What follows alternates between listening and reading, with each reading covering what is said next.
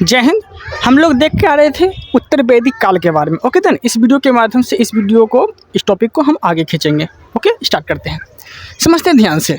देखिए उत्तर वैदिक काल में एक वर्ड आता है उपनिषद। ठीक है, उपनिषद की संख्या 108। उपनिषद की संख्या 108। उपनिषद में एक आता है मुंडकोपनिषद। उपनिषद में क्या आता है? एक मुंडकोपनिषद।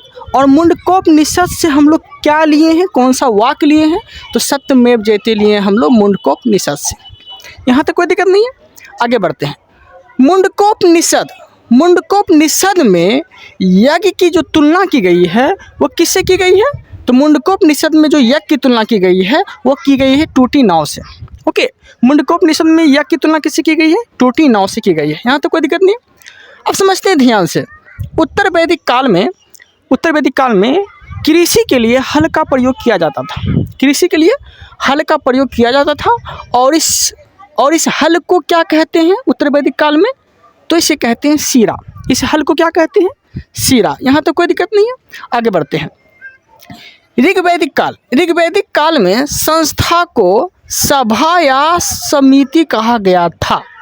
ठीक है, ऋग्वैदिक काल में संस्था को सभा या समिति कहा गया था। Okay then. और उत्तर वैदिक काल में संस्था को क्या कहा गया है? तो संस्था को कहा गया है गोत। संस्था को क्या कहा गया है?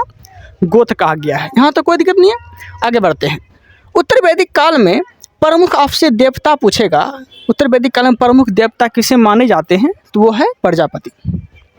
उत्तर वैदिक काल में प्रमुख देवता किसे मानते हैं? प्रजापति को माना जाता है। और ऋग्वैदिक काल में अगर आपसे बोलेगा तो ऋग्वैदिक काल में प्रमुख देवता किसे माने जाते हैं? तो वो इंद्र को माने जाते हैं। यहाँ तो कोई दिक्कत नहीं है, आगे बढ़ते हैं। उत्तर वैदिक काल का सबसे बड़ा महाकाव्य। उत्तर वैदिक काल में अगर सबसे बड़ा महाकाव्य पूछेगा आपसे तो आप क्या बोलेंगे? उत्तर वैदिक काल में सबसे बड़ा महाकाव्य अगर पूछेगा तो बोलते हैं हम लोग क्या? महाभारत। ओके, क्या बोलते हैं? महाभारत। और महाभारत का अगर आपसे प्राचीन नाम अगर पूछ लिया तो आप क्या बोलेंगे? महाभारत का प्राचीन नाम? तो महाभारत का प्राचीन नाम हो जाता है जय संहिता। महाभारत का प्राचीन नाम जय संहिता। और महाभारत का अगर आपसे लेखक पूछ लिया तो आप क्या बोलेंगे? तो महाभारत का लेखक कौन हो गया? तो वो हो गया वेद व्यास। ओके, यहाँ तो कोई दिक्कत नहीं है, आगे बढ़ते हैं। अब हम लोग पढ़ने वाले हैं उत्तर वैदिक काल में महाजनपद के बारे में। ओके देन, उत्तर वैदिक काल में हम क्या पढ़ने वाले हैं? महाजनपद के बारे में पढ़ने वाले हैं। और इस वीडियो के माध्यम से हम जानेंगे 16 महाजनपद। ओके, स्टार्ट करते हैं, समझते हैं। देखिए महाजनपदों का उदय किस तरह से हुआ था? तो इस तरह से हुआ था, छोटा से बड़ा गया था। कैसे? तो देखिए पहले क्या आया था? कबीला, फिर जनपद, फिर महाजनपद। इस तरह से हुआ है इसका शुरुआत। Okay then. और आपसे अगर पूछेगा, आपसे क्या पूछेगा कि 16 महाजनपद की जानकारी बौद्ध धर्म के किस ग्रंथ से मिलती है? 16 महाजनपद की जानकारी, तो आप क्या बोलेंगे? तो आप बोलेंगे क्या? अंगुत्तर निकाय। आप क्या बोलेंगे? अंगुत्तर निकाय। 16 महाजनपद की जानकारी किससे मिलती है? बौद्ध ग्रंथ के अंगुत्तर निकाय से मिलती है। यहाँ तो कोई दिक्कत नहीं, आगे बढ़ते हैं। और दूसरा अगर बोलेगा, ठीक है, 16 महाजनपद की जानकारी बौद्ध धर्म के दूसरा बौद्ध ग्रंथ से किससे मिलती है? तो वो मिलती है महावस्तु से। किससे मिलती है? वो मिलती है महावस्तु से। यहाँ तो कोई दिक्कत नहीं है, आगे बढ़ते हैं। और आपसे अगर पूछेगा 16 महाजनपद की जो जानकारी मिलती है क्या वो बौद्ध ग्रंथ से ही मिलती है? उसके अलावा कोई चीज़ से मिली गई है? तो मिली गई है जैन धर्म से। जैन धर्म के किस ग्रंथ से मिली गई है? जैन धर्म के किस ग्रंथ से? तो वह मिली गई है भागवती सूत्र से। जैन धर्म के भगवती सूत्र से। और बौद्ध ग्रंथ से अगर बोलेगा तो अंगुत्तर निकाय से। और बौद्ध ग्रंथ के दूसरा ग्रंथ बोलेगा तो महावस्तु से। यहाँ तो कोई दिक्कत नहीं है, ठीक है। ओके, आगे बढ़ते हैं। अब हम लोग देखने वाले हैं 16 महाजनपद, एक एक करके निपटाएंगे और एक एक करके समझते हैं। ओके, तो पहला इसमें आ जाता है कौन? तो पहला आ जाएगा इसमें अंग। पहला क्या आ जाएगा? अंग। ओके, 16 महाजनपद में पहला राजधानी हम जानने वाले हैं अंग। तो अंग की राजधानी क्या हो जाता है? तो अंग की राजधानी हो जाती है चंपा। अंग की राजधानी चंपा। ओके, और मगध की राजधानी अगर आपसे पूछ लिया तो मगध की राजधानी क्या बोलेंगे? तो मगध की राजधानी बोलेंगे गिरिविज या राजगिरी। क्या बोलेंगे? गिरिविज या राजगिरी। ओके देन, मगध की राजधानी गिरिविज या राजगिरी। ओके देन, आपसे पूछेगा 16 महाजनपदों में से सबसे शक्तिशाली किसे माना जाता था? ठीक है, तो सबसे ज़्यादा अगर शक्तिशाली बोलेंगे तो ये मगध को माना जाता था, सबसे ज़्यादा शक्तिशाली। ओके देन, यहाँ तक कोई दिक्कत नहीं है। तीसरा हम लोग देखने वाले हैं बज्जी। ठीक है, तीसरा क्या देखने वाले हैं? बज्जी। और बज्जी का अगर आपसे राजधानी पूछेगा तो वो कौन हो जाएगा? वैशाली या मिथिला। बज्जी की राजधानी वैशाली या मिथिला को माना जाता है, या ठीक है, या फिर विदे। ओके, बज्जी की 3 राजधानी हो जाता है। कौन कौन? तो समझते हैं ध्यान से। बज्जी की 3 राजधानी कौन हो जाता है? तो वो हो जाता है वैशाली, मिथिला, विदे। ओके, क्या क्या? वैशाली, मिथिला, विदे। तो वैशाली, मिथिला, विदे आपसे अगर पूछेगा कि किस क्षेत्र में पड़ता है, किस राज्य में पड़ता है, तो वो पड़ता है बिहार में। ओके देन, कहाँ पड़ता है? तो वो पड़ता है बिहार में। तो बिहार में टोटल जो महाजनपद है वो कितना है? तो वो टोटल महाजनपद 3 है। यहाँ तक कोई दिक्कत नहीं है। आगे बढ़ते हैं हम लोग। चौथा है अवंती। चौथा क्या है? अवंती। और अवंती की अगर राजधानी अगर पूछ लिया तो अवंती की राजधानी क्या हो जाता है? तो उज्जैन या महिष्मती। अवंती की राजधानी उज्जैन या महिष्मती। ओके देन, यहाँ तो कोई दिक्कत नहीं है।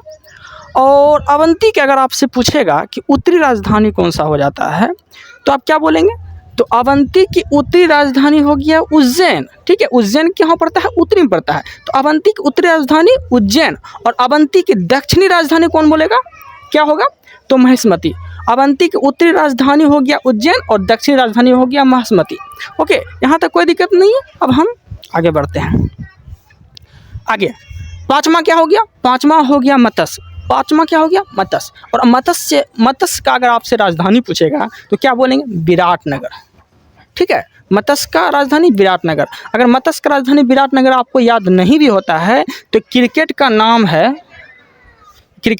है विराट कोहली। और विराट कोहली क्या खाते हैं? बहुत ज़्यादा मात्रा में मछली खाते हैं, मत्स्य। ठीक है, यहाँ तक कोई दिक्कत नहीं है। अब छठा क्या हो जाता है? तो छठा राजधानी जो हम लोग देखने वाले हैं वो है अस्मक। अस्मक की राजधानी क्या हो जाएगी? तो अस्मक की राजधानी होती है पोटली या पोटन। अस्मक की राजधानी पोटली या पोटन। ओके, यहाँ तक कोई दिक्कत नहीं। अस्मक की राजधानी पोटी या पोटन। ओके, अब आगे बढ़ते हैं। और आपसे अगर पूछेगा भारत में एकमात्र महाजनपद जो दक्षिण भारत में पड़ता है, भारत का एकमात्र जनपद जो दक्षिण भारत में पड़ता है, तो क्या बोलेंगे आप? अस्मक। ओके, और अस्मक किस राज्य में पड़ता है?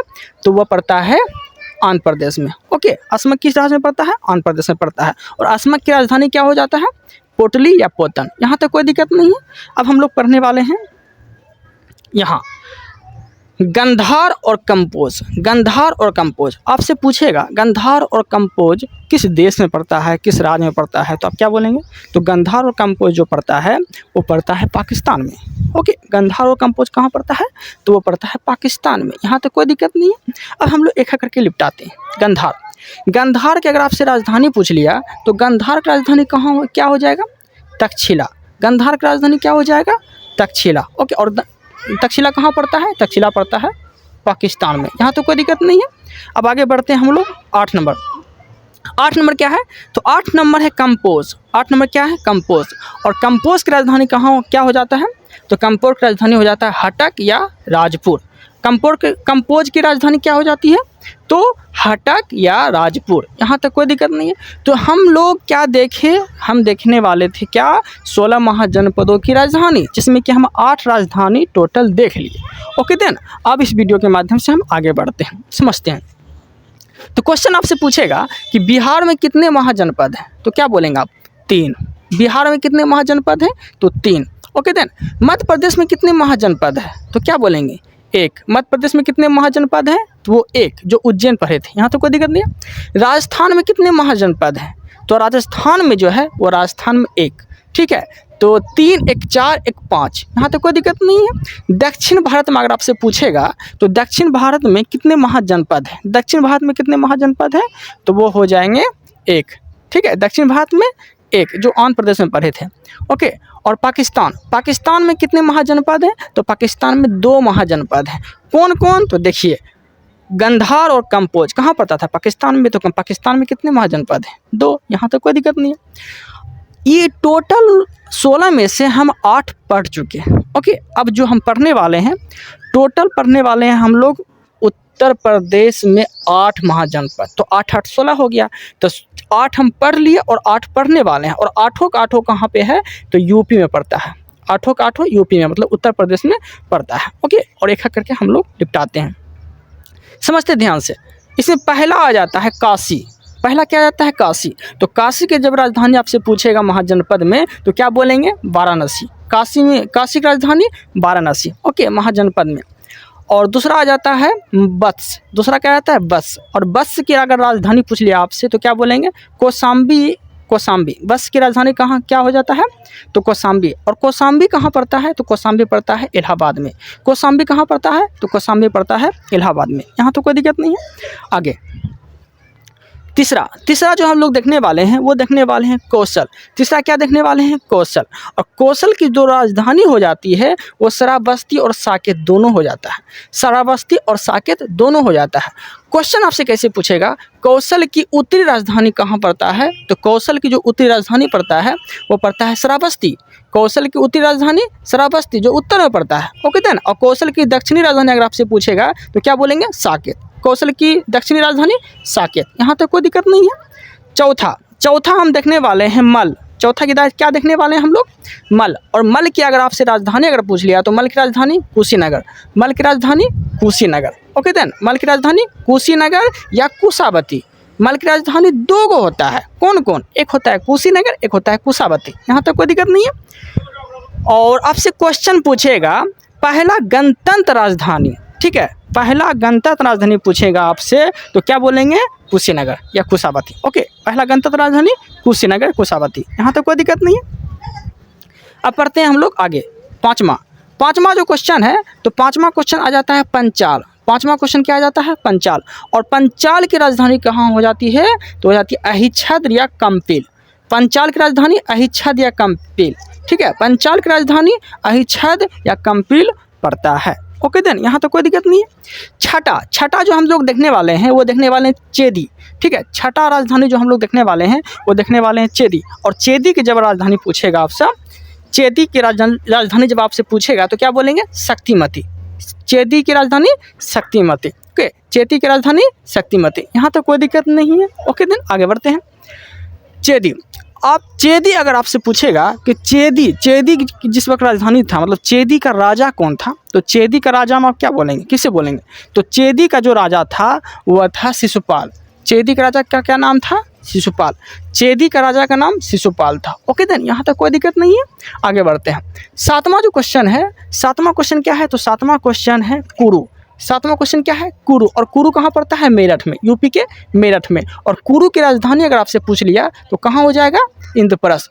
कुरु की राजधानी इंद्रप्रस्थ। ओके देन, कुरु की राजधानी इंद्रप्रस्थ। यहाँ तक कोई दिक्कत नहीं है। अब हम लोग क्या देखने वाले हैं, लास्ट जो है क्वेश्चन, वो है सुरसेन। लास्ट क्वेश्चन क्या है, सुरसेन। ओके, और सुरसेन की राजधानी अगर आपसे पूछ लिया, तो सुरसेन की राजधानी मथुरा। सुरसेन की राजधानी मथुरा। ओके देन, उम्मीद है कि आप लोग को यहाँ तक कोई प्रॉब्लम नहीं हुआ होगा। प्रॉब्लम होता भी है तो आप कमेंट में जाके बोल दीजिएगा, हम और भी अच्छे तरीका से पढ़ाने का प्रयास करेंगे। ओके देन, इस वीडियो में इतना ही। मिलते हैं हम लोग अगले वीडियो में। आप लोग को मेरा कंटेंट अगर पसंद आता है, तो चैनल को सब्सक्राइब कर लीजिएगा। Okay, thank you, thanks for watching.